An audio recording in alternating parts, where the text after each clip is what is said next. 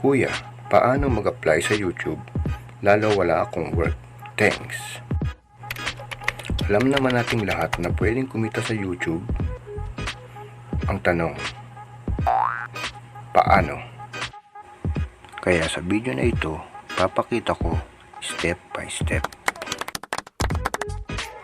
kung ano ang dapat gawin mula umpisa hanggang sa unang sahod.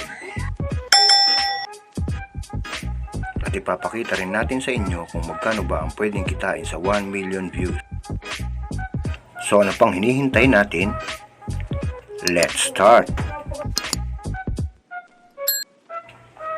Ang una mong dapat gawin ay mag-sign in sa YouTube. Kung wala ka pang YouTube account, mag-create ka muna ng YouTube account mo. Then, kapag nakapag-create ka na, mag-login ka na at pwede ka na mag-upload ng videos.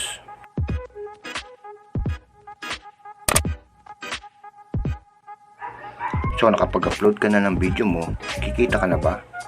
Ang sagot, hindi pa. Kailangan ka munang makapasok sa YouTube Partner Program. Paano? Ang YouTube Partner Program ay mayroong requirements na 4,000 watch hours and 1,000 subscribers. Ang watch hours ay nakukuha sa pamamagitan ng panonood ng iyong mga subscribers sa iyong mga video. Ang YouTube subscribers ay ang mga taong nagsasubscribe sa iyo at sa iyong YouTube channel.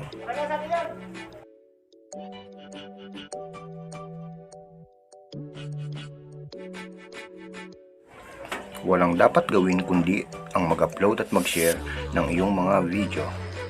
Ngunit may batas sa tamang pag-upload ng ating mga videos. Ano ito? Number 1. Copyright claim. Copyright claim. Essentially, a copyright claim is someone who asserted that you have used their content whether that a video clip, an image, or a piece of audio. Ano ang ibig sabihin nito? Ang copyright claim ay isang uri ng violation kung saan ang ating ina-upload na video ay may kasama o isinamang video clip, music o anumang parte ng iyong video na hindi original na sayo. Number 2. Reuse content. Reuse content. Content reuse is the practice of using existing components of content in multiple ways. As described it, well-struck semantically, which content can be easily retrieved, manually or automatically for reuse. Ano ang reuse content?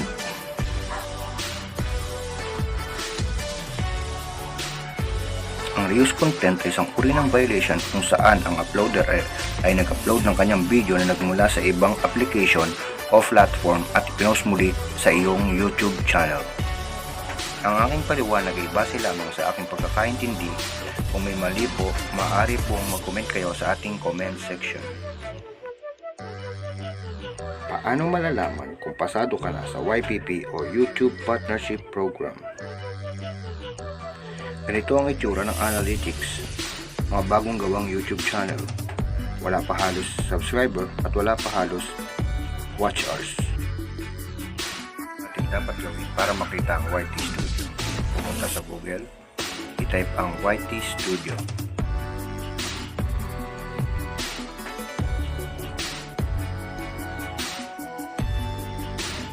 At pag na-search ng YT Studio, hanapin natin ang $sign. Doon po natin makikita kung gaano na po ang inaangat ng ating mga channel.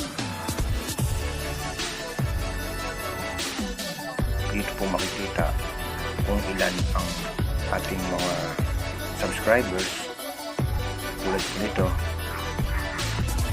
at kung ilan po ang ating public watch hours tulad po niyan. At dito mo rin po makikita kung meron ka pong copyright claim, copyright strike, or use content.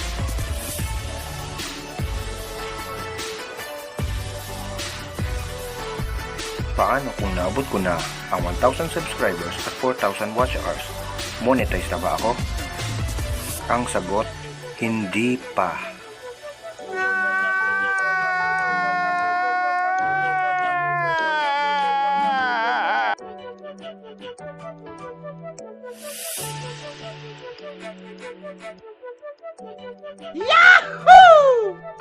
Kapag na-reach mo na ang 4,000 watch hours at 1,000 subscribers, mag-i-email sa iyo si YouTube ng ganito. Pwede ka na mag-apply anytime.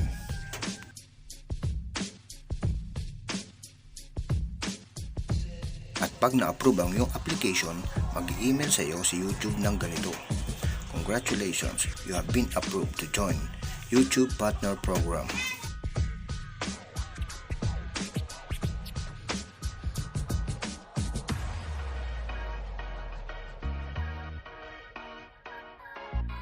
Ngayon, pag-usapan natin, magkano nga ba ang 1 million views?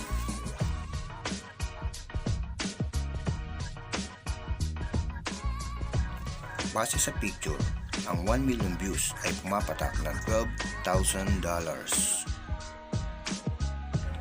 So ano pang iniintay mo? Gawa na ng YouTube channel at mag-upload na ng videos na magte-trending at makaka 1 million views.